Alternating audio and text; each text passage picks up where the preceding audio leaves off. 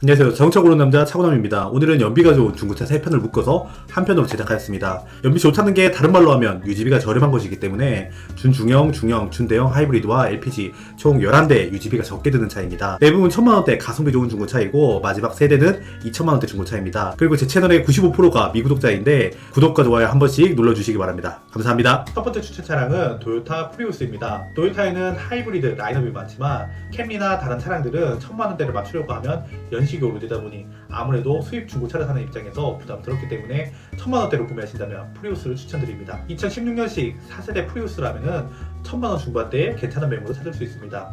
1.8 가솔린 엔진과 무단 변속기 그리고 전기 모터가 조합되어 있고 출력은 122마력 14.5토크 밖에 되지 않지만 출발 시 전기 모터가 지원을 해주기 때문에 실생활 영역대에서 크게 부족함은 없습니다. 프리우스의 공인연비는 무려 21.9입니다. 공인연비도 놀라운데 더 놀라운 건 실연비가 공인연비 이상으로 나오는 차입니다. 4세대로 넘어오면서 도요타의 최신 플랫폼인 TNGA를 사용하여 차대 강성과 안정성을 높였고 개선된 이 CVT와 엔진을 사용하여 무단 변속기 특유의 밋밋한 이질감이 많이 감소했습니다. 다만 디자인이 다소 괴랄하게 변했는데 한 5, 6년 지나다 보니까 요즘은 이것보다 이상하게 생긴 차가 더 많이 나와서 이 정도면 나쁘지 않다는 생각이 드네요. 아무리 프리우스가 연비가 잘 나온다고 해도 중고 수입차를 사는 입장에서 역시 가장 부담스러운 것은 수리비겠죠. 제 지인 중에 16년식 프리우스 오너가 있어서 유지 관리비에 관해서 문의했는데 자기는 프리우스 뽑기를 잘해서 그런 건지 고장난 적이 한 번도 없다고 하고 수리도 정식 센터에 맡기면 많이 비싸지만 사설업체에 맡기면은 현대차의 1.5배에서 2배 수준이라고 하면서 저에게 수리비 견적서를 보내줬습니다. 뒷 범퍼와 양쪽 리어라이트를 교체하는 간단한 접촉사고 수리건이었는데 수리비는 120만원대였습니다. 이 정도 수리비라면 현대차도 못해도 70만원 나올 법한 수리비인데 사설에서 수리 시 생각보다 그렇게 높지 않았습니다.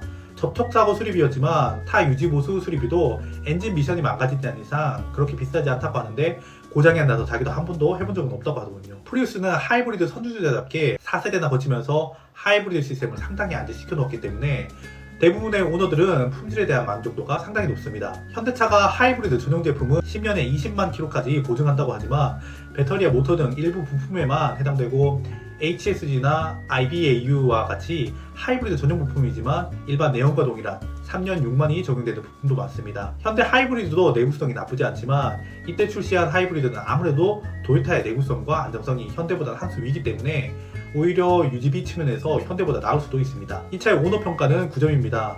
연비가 9.9이고 품질 만족도가 9.5점인 게 인상적입니다. 오너 평가에서도 알 수 있듯이 대부분 연비가 좋고 장고장이 없다는 평가가 많습니다. 하이브리드 시스템은 회생제동을 통해서 전기를 만들기 때문에 시내 주행 시 연비가 유리하고 고속도로 연비는 상대적으로 시내보다 떨어지게 되는데 프리우스는 공기저항 계수가 0.24로 매우 낮아서 고속도로 연비도 21km로 매우 준수합니다. 일본 차만 아니었다면 제 마음속에 1위 차량인데 수입차, 더군다나 일본 차라는 게 마음이 걸리네요. 여러가지 특허를 가지고 있는 하이브리드의 선두주자 프리우스가 첫 번째 추천 차량입니다. 두 번째 추천 차량은 현대 아이오닉 하이브리드입니다. 1.6 자연흡기 엔진과 6단 미션이 적용되어 있고 엔진과 모터를 합산한 시스템 통합 출력은 141마력 27토크입니다. 공인연비는 16인치 휠 기준으로 22.4입니다. 엔진 자체만 놓고 보면은 104마력 15토크밖에 되지 않지만 모터의 지원을 받으면 이 차를 끌기에는 부족함이 없습니다. 2017년식이면 1000만원 중반대에 상태 괜찮은 매물을 구할 수 있습니다. 가장 높은 큐트림을 고른다면 순정 내비, 통풍 시트, 전동 시트, 스마트 키가 들어가 옵션으로는 부족할 게 없습니다. 중고로 구매한다면 엔트림과 큐트림 가격 차이가 많이 나지 않기 때문에 옵션이 더 많은 큐트림 구매를 추천드립니다. 내부의 디자인은 지금 봐도 꽤 준수하고 소재의 품질은 아반떼 수준입니다. 아이오닉 오너들의 평가는 8.8점이고 역시 연비 만족도가 9.8점일 정도로 프리우스 못지않은 실내 연비를 뽑아줍니다. 아이오닉은 현대의 첫 하이브리드 전용차답게 하이브리드 전용 샤시, 엑기스 사이클 엔진, 전용 미션을 사용하여 열 효율을 프리우스에 이어 두 번째로 무려 40%대를 달성했습니다. 그래서 공인연비는 4세대 프리우스보다 소폭 높습니다. 조금만 연비 주행을 한다면 20km대를 유지하는 것도 그렇게 어렵지 않으며 막 타고 다녀도 15km 이상은 무조건 나온다는 오너들의 평가가 많습니다. 다만 아이오닉은 해치백 스타일이고 공기저항을 최소로 하고자 뒷부분을 많이 깎아냈는데 그래서 그런지 뒷좌석 머리 공간이 성인 남자가 타기에는 좀 부족합니다. 하지만 학생이나 여성분이 탄다면 크게 부족하지 않을 정도의 수준입니다. 그리고 방음이 잘 안되는 편이라 우렁찬 엔진 소리와 내부 소음도 꽤 유입되는 편입니다. 조용한 하이브리드를 생각하셨다면 여러분의 생각과 다를 수 있으니 구매 전에 꼭 시승해 보시기 바랍니다. 소소한 단점이 있지만 현대차의 첫 하이브리드 전용 플랫폼이 적용된 차로 스포티지보다 긴 휠베이스를 갖고 있어 밖에서 보는 것보다 머리 공간만 제외한다면 넉넉한 실내를 가지고 있습니다. 그리고 배터리가 2열 시트 밑으로 들어가 이전까지 하이브리드 차량의 단점으로 지적되던 배터리 적재로 트렁크가 좁아지거나 사고 시 취약한 곳에 배터리가 있는 게 아니라서 보다 안전하고 무게중심도 낮아졌습니다. 아이오닉은 실용적인 해치백 스타일이다 보니 트렁크 공간도 꽤 넉넉해서 패밀리카로 사용해도 손색이 없습니다. 후륜은 토천빔이 아니라 멀티링크가 적용되어 있고 본닛과 로어암, 어퍼암, 너클 등 많은 부품을 알루미늄으로 만들어서 경량화와 주행감에 상당히 신경을 써서 만들었습니다. 하지만 현대 하이브리드 차량은 일반 작은 블루엔진에서 수리가 안 되는 부분이 많아서 좀 더 큰 블루엔진에서 수리를 해야 되는데 이게 좀 시간이 걸릴 수 있다는 점 유념하시기 바랍니다. 그래도 현대차의 본진답게 타 브랜드 수리보다는 용이합니다. 만약 좀 더 넉넉한 차를 찾고 있다면 동일한 플랫폼과 엔진 및 하이브리드 시스템을 사용하는 니로를 추천드립니다. 니로는 SUV 스타일로 디자인되어 트렁크가 아이오닉보다 넓고 뒷자리 머리 공간도 넉넉합니다. 다만 연비가 좀 떨어지고 디자인의 호불호가 강한 편입니다. 프리우스가 외제차라서 망설이고 있다면 프리우스만큼 연비 좋은 아이오닉을 추천드립니다. 세 번째 추천 차량은 LF 소나타 하이브리드입니다. 2000cc 엔진과 6단 자동 변속기가 매치되어 있고 공인 연비는 휠 크기에 따라서 다르지만 최대 18.2km입니다. 소나타는 연비도 연비지만 2000cc 엔진과 38kW급 모터가 적용되어 통합 출력이 200마력으로 상회하여 중역급에 맞는 풍부한 출력을 갖고 있습니다. 2016년식 LF 소나타 하이브리드는 상태 괜찮은 매물도 1000만원 중반이면 살 수 있습니다. LF 소나타는 YF 대비 개선된 하이브리드 시스템이 들어가는데 배터리 위치도 트렁크에서 스페어 타이어 위치로 변경되어 트렁크가 좁아지는 걸 개선했습니다. 다만 후방 충돌 시 배터리가 바로 충격이 가해지는 위치다 보니 조금 불안한 감이 있지만 현대자동차에서는 양옆으로 차대 보강을 많이 하여 안전하다고 공식 발표를 하기는 했습니다. 기존 LF 소나타와 디자인이 조금 다르게 생겼는데 전면부 디자인이 많이 다르고 램프와 데이라이트 등 나머지는 소소하게 변경되었습니다. LF 디자인보다 스포티하게 생겨서 좋다고 하시는 분들도 있는데 무난한 디자인보다는 좀 튀는 디자인입니다.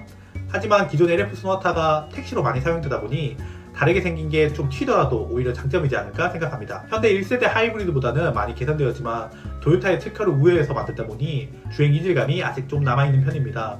모터에서 엔진으로 전환될 때 이질감이 남아있으며 특히 언덕을 올라갈 때와 전환 변속 시 울컥거림 등 많이 가다듬어졌지만 현재 나오는 현대의 하이브리드 시스템보다는 완성도가 부족합니다. 하지만 이것 때문에 못 타고 다닐 정도는 아닙니다. 이 차의 오너 평가는 9.1점입니다. 제가 앞서 말씀드린 단점이 크게 문제되지 않는다는 오너 평가네요. 우선 이 차는 LF 베이스로 만들어지다 보니 공간 넓고요. 그리고 최신 안정 테스트는 다 대응하는 차체를 가지고 있습니다. 중형 하이브리드다 보니 조용하고 출력도 여유 있습니다. 오너들의 평가에 따르면 연비도 공인 연비인 17km 이상은 무난하게 찍는다고 합니다. 그리고 무엇보다 장고장이 없다는 리뷰가 많습니다. 하지만 소나타 하이브리드는 달리는 걸 좋아하시는 분이라면 이 차를 피하는 걸 추천드립니다. 앞서 말씀드린 것처럼 주행 이질감이 남아있는 편이고 그리고 모터의 보조를 받으면 여유로운 출력을 갖고 있지만 배터리를 다 써버리면 그냥 무겁고 출력 약한 소나타다 보니 고속도로 주행 시 후회하실 수도 있습니다. 연비와 거주성 그리고 정비성을 고르게 갖추고 있어서 아마 중고 하이브리드 세단 중에는 가장 경쟁력을 갖고 있지 않나 생각됩니다. 가성비 하이브리드 세단 LF 소나타가 추천 차량입니다. 네 번째 마지막 추천 차량은 K7 하이브리드 2세대입니다. 2.4 가솔린 엔진과 6단 자동 변속기 그리고 하이브리드 시스템이 적용되어 있고 159마력 21토크 연비는 16.2km입니다. 이 차의 오너 평가는 9.2점입니다. 오너의 평가가 많지 않은 수입차나 비인기 차종일 경우 점수가 높은 경우가 있는데 K7 같은 볼륨 모델임에도 불구하고 오너의 평가가 9.2점이면 실 오너들이 이 차를 얼마나 만족하는지 간접적으로 확인할 수 있습니다. 현대 2.4 엔진과 하이브리드 시스템은 하이브리드 과도기로 평가되는 현대 1세대 하이브리드 차량에도 나쁘지 않다는 평가를 받았는데 그 개선형인 K7 2세대는 연비, 승차감 그리고 정숙도까지 완성시켰다는 평가가 많습니다. 제 채널 댓글에서도 IG와 YG 하이브리드가 가성비 개꿀 차량이라고 오너들이 댓글을 많이 달아주십니다. 이 차량은 아무래도 신차 가격이 비싸다 보니 중고차 가격은 좀 있는 편인데요. 17년식 옵션과 주행거리 타입을 한다면 무사고 차량이라도 1000만원 중후반대에 구매가 가능합니다. K7은 IG 그랜저와 동일한 엔진과 미션 차체가 사용되었으나 기아차다 보니 감가가 많이 진행되어 IG보다는 훨씬 저렴한 가격대를 형성하고 있습니다. 현대는 당시 위급인 아슬란이 있었기 때문에 팀키를 막고자 그랜저 크기를 키우는 데 제한적이었지만 K7은 위급이 K9밖에 없었기 때문에 한껏 크기를 키우고 출시하여 그랜저 대비 전장은 40mm, 전폭은 5mm나 더 큽니다. 그랜저와 소나타의 크기 차이가 70mm 정도 되니 반급 정도는 큰 차라고 볼 수도 무관할 것 같습니다. 다만 실내 디자인은 호불호가 좀 갈리지만 디자인만 괜찮다면 넓은 실내와 동일한 하이브리드 시스템을 사용하는데 가격까지 저렴한 K7이 상당히 괜찮은 대안입니다.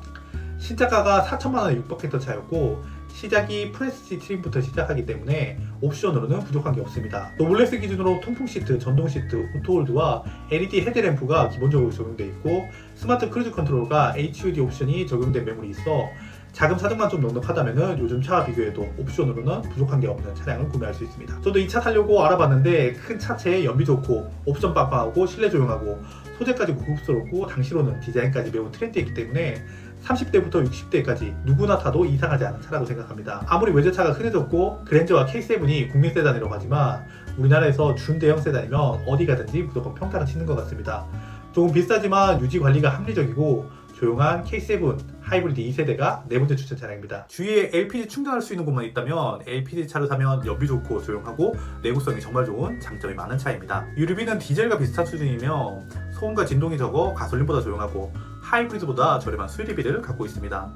요즘 나오는 LPG 차량은 LPI 방식으로 예전처럼 기화기를 통해서 연료를 공급하는 게 아니라 액화된 LPG를 바로 분사하는 방식이 사용되고 있어 단점으로 지적되던 출력 부족과 겨울철 시동이 잘 안 걸리는 문제도 많이 개선되었습니다. 첫 번째 추천 차량은 소나타 뉴라이즈 LPI입니다. 뉴라이즈는 누 기반 LPI 엔진이 적용되어 있어 출력은 150마력, 19.8토크로 가솔린 대비 마력은 10마력 부족하지만 토크는 가솔린과 비슷하여 고속 영역대에서는 마력 차이가 느껴지겠지만 일상 영역대에서는 토크가 비슷하기 때문에 가솔린과 크게 출력 차이를 느끼지 못할 것입니다. 가다서다를 반복하는 실생활 영역대에서는 토크의 영향을 훨씬 많이 받습니다. 소나타는 공인 연비가 9.5이고 가스 본배의 용량도 71리터나 되어 한 번 주유로 400~500km는 주행할 수 있습니다. 제가 얼마 전에 일이 있어서 버스 터미널에 갔는데 터미널에서 대기하는 택시 10대 중 9대가 소나타 뉴라이즈였을 정도로 이 차는 택시 기사님들의 선택을 받은 차입니다. 그렇기 때문에 내구성도 검증되어 있고 무엇보다 수리를 해야 한다면 택시 기사님에게 어느 정비소가 잘 고치냐고 물어보고 거기를 가시면 됩니다. 그 정비소는 저렴하고 아마 블레인즈보다 더 잘 고칠 겁니다. 뉴라이즈는 LF의 페이스리프트 모델로 LF 소나타가 판매가 좋지 않았기 때문에 이를 만회하고자 페이스리프트를 하면서 실내 안바크를 많이 변경했는데 전면의 형상은 이전과 유사성이 없을 정도로 많이 바뀌었고 트렁크는 완전히 새로운 디자인이 적용되었습니다.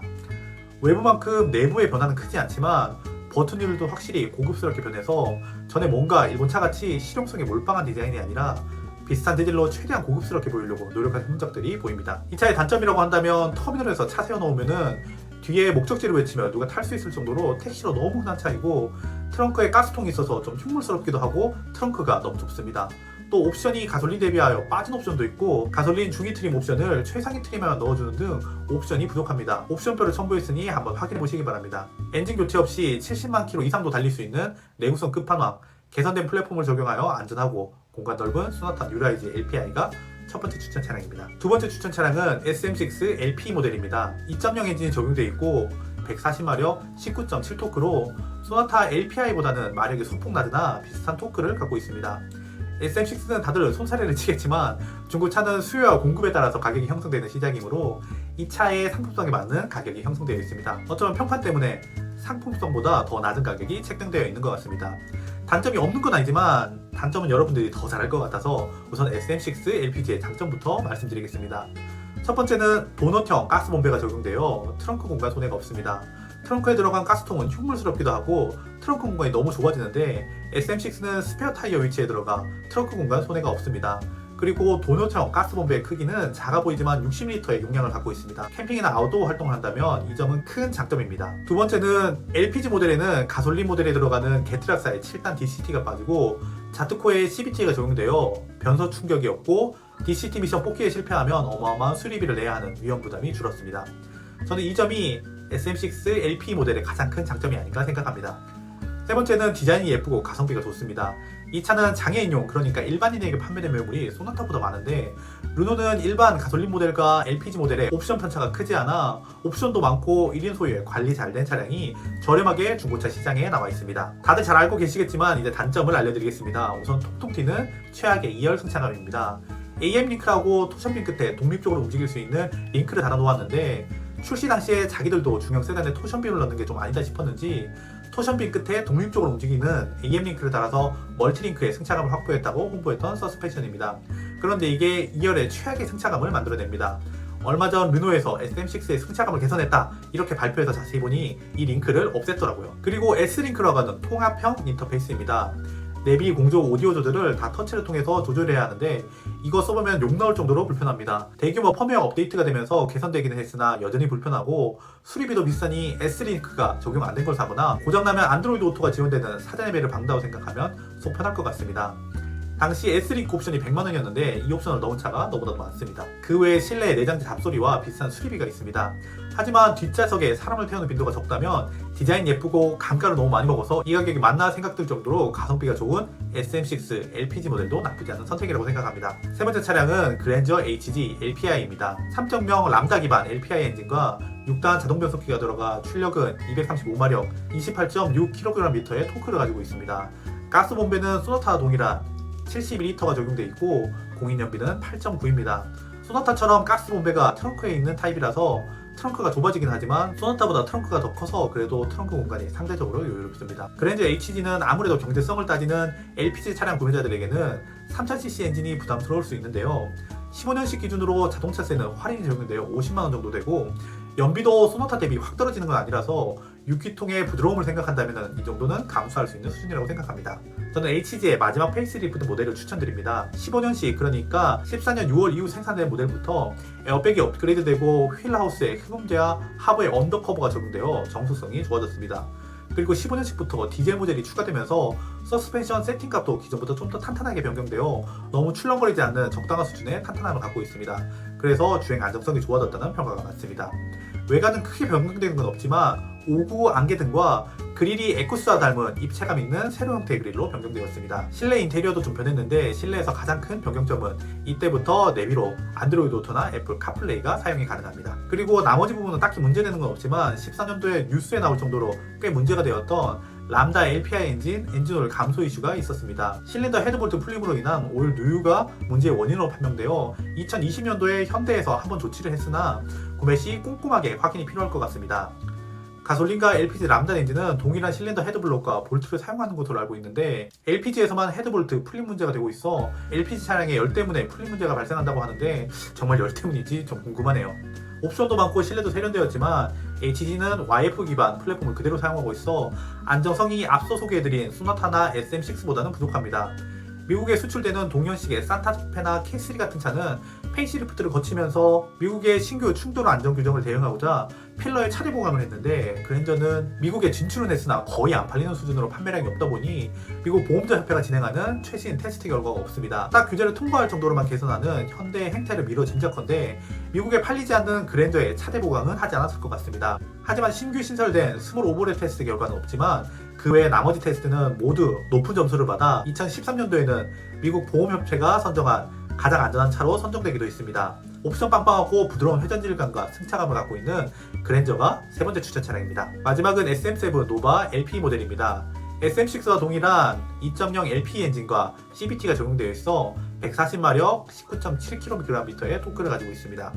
공인 연비는 8.6이고 가스 본배는 SM6와 동일한 돈넛형이 사용되어 넓은 트렁크를 확보하였고 가스 본배의 용량은 60L급입니다. SM7은 그랜저급인데 2.0 엔진이라고 이렇게 생각할 수 있겠지만 애초에 SM7은 SM5와 플랫폼도 공유하고 무게도 소나타와 거의 비슷한 수준이기 때문에 출력은 크게 문제되지 않을 것 같습니다. 오히려 문제되는 건 가격을 낮추려고 흡음재를 줄여서 그런지 LPG 차량치고는 소음과 진동이 꽤 올라오는 편이고 일반적인 아메리카노 테이크아웃 컵이 안 들어가는 작은 컵홀더 그리고 무슨 생각으로 만들었는지 모르겠는 1,2열 열선 버튼 위치 11년에 출시하고 거의 변경이 없는 올드한 센터페시아와 비싼 수리비와 자가정비가 어려운 정비성이 있지만 가격이 이 모든 것을 상쇄해준다고 생각합니다. SM7 LPG는 가격도 저렴한데 가솔린보다 LPG 매물이 거의 2배는 더 많아서 다양한 매물을 비교해보고 살 수 있습니다. SM7 노바는 2011년에 출시한 SM7의 페이스리프트 버전인데요. 아우디를 닮은 듯한 과격한 앞모양에서 SM6와 유사한 패밀리룩이 적용되어 단단하게 앞모습이 변경되었고 저배기량 LPG 엔진과 CVT 그리고 승차감 위주의 서스펜션 세팅이 조합되어 좀 여유롭게 운전하시는 분들에게 아마 만족도가 높은 차량이 될 것 같습니다. 그리고 될 수 있으면 2017년식 이후 모델을 추천드리는데 큰 이유는 아니고 2017년식부터 LPG자에 좀 더 멋진 휠이 들어갑니다. 저렴한 가격에 준대형 세단을 체험할 수 있는 숨은 가성비 차량 SM7 노바 LP가 마지막 추천 차량입니다. 첫 번째 추천 차량은 DM8 소나타 하이브리드입니다. 2.0 엔진과 6단 자동 변속기가 들어가 통합 출력은 191마력, 토크는 19.3kgm입니다. 소나타 DM8은 전세대 대비하여 연비가 많이 증가하였는데 최대 20.1kg로 전세대인 소나타 뉴라이즈 대비하여 10% 정도 개선되었습니다. 엔진은 소나타 뉴라이즈에 쓰이던 누 기반 에키슨 사이클 GDI 엔진이 그대로 적용되었고 변속기에서 변화가 생겼는데 현대 하이브리드 최초로 액티브 시프트 컨트롤 ASC가 적용되었습니다. 토크 컨버터를 통해서 동력을 전달하는 게 아니라 모터를 통해서 회전차를 보정하여 주행 이질감이 많이 줄었고 연비와 변속 속도도 개선하였습니다. YF 소나타와 LF 소나타는 아직 하이브리드 시스템이 도요타 대비 부족하다는 평가를 받았으나 3세대 하이브리드 시스템이 들어간 차량부터 이제 도요타 하이브리드와 비교해도 크게 부족하지 않다는 평가를 받고 있습니다. 하지만 아직도 언적으로 올라갈 때 차가 엔진과 모터 사이에서 어떤 걸 선택할지 망설이다가 엔진이나 모터가 너무 급하게 개입되어 울컥거림이 좀 남아있고 회생제동에서 물리제동으로 변경될 때 부드럽게 변환되는 게 아직은 좀 부족한 편입니다. 소나타 DM8에는 처음으로 현대 모듈러 플랫폼인 3세대 플랫폼이 적용되었는데 무게중심이 낮고 최신 안전도 테스트를 다 대응하는 안전한 플랫폼입니다. 무엇보다 배터리 위치가 LF 때는 스페어 타이어 위치에 있어서 사고가 난다면 불안불안한 위치에 있었는데 이번 DM8부터 뒷좌석 밑으로 들어가 무게중심과 무게 배분이 유리하고 무엇보다 안전한 위치로 변경되었습니다. 이 차의 오너평가는 8.7점입니다. 오너평가에서 이 차의 최대 단점이 나오는데 바로 호불호가 강하게 갈리는 전면부 디자인입니다. 처음에는 호불호가 강했지만 이제 쟤는 좀 익숙해져서 제 개인적으로는 이 차를 구매하는데 디자인이 크게 영향을 미치는 요소가 아니라고 생각하는데 이건 개인차가 있으니 여러분은 어떨지 모르겠네요. 소나타 DM8 하이브리드의 중고 시세는 20년씩 10만 정도 운행한 중상위 옵션의 차량이라도 2천만원 초반에 구매할 수 있습니다. 최신 세대 현대차답게 안전 옵션이 기본으로 들어가 있고 우리가 사랑하는 통풍 시트와 스마트 크루즈 컨트롤이 들어간 매물이 상당히 많습니다. 이 차의 신차가가 3천만원 초반이라서 3년에 30% 감가이면은 하이브리드 치고는 매우 준수한 수준이라고 생각합니다. 새로운 하이브리드 시스템과 최신 샤시 20kg에 가까운 어마어마한 연비를 갖고 있지만 디자인이 다 말아먹어버린 속이 꽉 찬 자동차 소나타 하이브리드가 첫 번째 추천 차량입니다. 두 번째 추천 차량은 8세대 캠리 하이브리드입니다. 2.5 하이브리드 전용 엔진과 eCVT라는 이름의 모터로 구동되는 변속기를 가지고 있습니다. 통합 출력은 211마력, 토크는 22.5kgm, 연비는 최대 17.5입니다. 캠리는 가격 때문에 간혹 그랜저급이라고 생각하시는 분이 있는데 전장이 4.8m로 소나타와 같은 중형 세단 세그먼트입니다. 중형이기 때문에 고급스러보다는 실용성과 가성비에 포커스를 맞춘 차량이다 보니 중형급의 정숙성과 주행 질감을 가지고 있습니다. 토요타는 하이브리드의 선두주자인데 우리들이 스타크래프트에 빠져있던 1999년에 하이브리드 첫 모델인 프리우스 1세대 양산을 시작했고 2003년에 캠리 하이브리드를 출시했습니다. 토요타는 하이브리드를 처음 양산한 자동차 브랜드답게 오랜 기간 양산하다 보니 하이브리드 시스템 완성도가 타 브랜드에 비해 매우 높습니다. 토요타는 발전용 모터와 구동용 모터 두 개를 사용하는 직병렬식 특허를 가지고 있고 모터를 통해서 구동되는 변속기를 사용하여 하이브리드 차량임에도 불구하고 주행 이질감이 많이 없다는 게 장점입니다. 하이브리드는 모터와 엔진이라는 두 개의 구동장치가 있고 상황에 따라서 적절하게 모터와 엔진이 사용되고 또 상황에 따라서 모터와 엔진이 함께 구동을 해야 합니다. 또 하이브리드의 핵심인 브레이크를 밟을 때 버려지는 에너지를 전기 생산에 사용해야 되기 때문에 회생제동과 물리지동이 함께 적절하게 사용돼야 되는데 우리가 생각하는 것보다 훨씬 복잡한 로직으로 하이브리드 시스템이 작동되고 있습니다. 타 브랜드는 이러한 이유로 울컥거림이라든지 반응 속도가 느려지는 이질감이 있는데 캠리는 이 부분에 있어서 최고 수준의 완성도를 가지고 있습니다. 무엇보다 캠리의 최고 장점은 장고장이 없다는 건데요. 미국에서는 캠리가 고장으로 도로에 정차했다면 도와주지 마라. 그래서 아마 강도일 것이다 라는 우스갯소리가 있을 정도로 우수한 내구성을 갖고 있습니다. 캠리 하이브리드의 오너 평가는 9.3점입니다. 모델차 치고는 상당히 많은 수인 600명의 오너가 평가했음에도 9점대의 차종은 매우 드문데요. 이 차가 잘 만들어진 차라는 걸 반증하는 데이터입니다. 다 놓지만 그래도 오너들이 특히 만족하는 부분은 9.6점을 기록한 품질 만족도입니다. 하이브리드 차지만 연비보다 품질 만족도가 높아 이 차가 얼마나 장고장이 없는지를 알겠네요. 이러한 장점 때문에 수입차임에도 불구하고 현대기와 비슷한 중고차 가격방을 하고 있는데요. 캠리 8세대 18년식 10만 단순 교환이 있는 차량은 2천만원 중반의 시세가 형성되어 있습니다. 하지만 신차 판매가 적어 중고 매물이 많지 않아 가성비 매물을 찾기 위해서는 조금 시간을 갖고 찾는 것이 필요할 것 같습니다. 캠리는 8세대로 넘으면서 도요타답지 않게 디자인이 다소 진보적으로 변경되었는데 이 점이 좀 호불호가 있는 것 같습니다.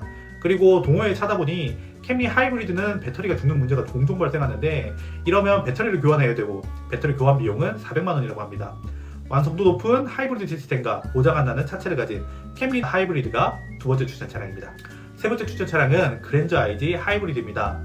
2.4 에키슨 사이클 엔진과 하이브리드 전용 6단 자동 변속기가 적용되어 200마력과 21토크, 연비는 16.2의 연비를 가지고 있습니다. 소나타는 줄곧 누 기반 GDI 엔진을 사용하지만 그랜저는 세타2 기반 하이브리드 전용 MPI 엔진이 적용되어 있어 GDI에 수반되는 여러가지 문제에서 자유로울 수 있습니다. 그랜저 대비 작은 엔진을 사용하는 소나타는 출력 때문에 GDI 엔진이 사용되었지만 현대의 플래그십인 그랜저는 부드러운 승차감과 정숙성, 진동을 줄이기 위해서 2.4L MPI 엔진이 적용된 것으로 생각됩니다. 그랜저는 현대의 플래그십답게 MVH에 신경을 많이 썼는데요. 깡통부터 이중접합 차압유리가 앞유리와 1열에 기본으로 적용되고 최상위 트림인 익스클루시브 스페셜 트림에는 모든 유리가 이중접합 차압유리가 적용됩니다. 전체적으로 흡음과 방음 처리가 잘 돼 있어 급에 맞는 조용한 하이브리드 세단을 구현하였습니다. 그랜저 하이브리드는 신차가가 4천만원이 넘었던 차이고 시작이 프리미엄 트림부터 시작이기 때문에 외관에서는 내연기관 그랜저 상위 트림에 적용되는 익스테리어가 기본적으로 다 적용되어 있습니다. 물론 오너들만 아는 디테일의 차이겠지만 LED 헤드램프와 방향 지시 등이 적용되고 샤틴 크롬이라고 낮은 트림에 들어가는 크롬색이랑 다른 크롬이 적용됩니다. 또 현대 옵션 트리에서 통풍 시트가 매우 높은 위치에 있는데 그랜저 익스클루시브에는 통풍 시트가 기본적으로 들어가다 보니 현대의 플래그십 세단답게 옵션으로는 부족할 게 없습니다. 또 소소하지만 안드로이드 오토와 애플 카플레이를 지원하여 센터 스크린을 활용할 수 있는 것도 장점입니다. 연비도 공인연비 16km 이상은 나온다는 평가가 많아서 준대형 세단이지만 준중형보다 우수한 연비를 갖고 있어 유지비가 무엇보다 저렴합니다. 그리고 가장 큰 무형의 그랜저의 장점은 그랜저라는 이미지인데요. 넓은 차체에 고급스러운 내장재, 부드러운 승차감까지 외제차가 흔하고 그랜저가 아무리 국민 세단이라고 하지만 우리나라에서 몇십 년 동안 쌓아 올린 그랜저 이미지는 무시 못하는 것 같습니다. 그랜저 하이브리드의 오너 평가는 9.3점입니다. 약 1,400명이 평가했는데 9.3점은 정말 이례적인 것이고 제 주위에 2차 오너들이 있는데 오너 중에 불만족하는 오너를 찾기 어려울 정도로 오너 만족도가 높은 차량입니다. 그랜저 이미지 이런 게 상관없이다면은 차체도 좀 더 크고 중고 시세도 저렴한 YG K7 하이브리드를 가는 것도 나쁘지는 않습니다. 다만 서스펜션 세팅은 K7은 좀 더 부드럽게 그리고 그랜저는 좀 탄탄하게 세팅되었을 뿐 나머지는 다 비슷비슷합니다. 그랜저 하이브리드 시세는 17에서 18년씩 10만 정도 주행한 차량이라면 2천만원 초반에 괜찮은 매물을 찾을 수 있습니다.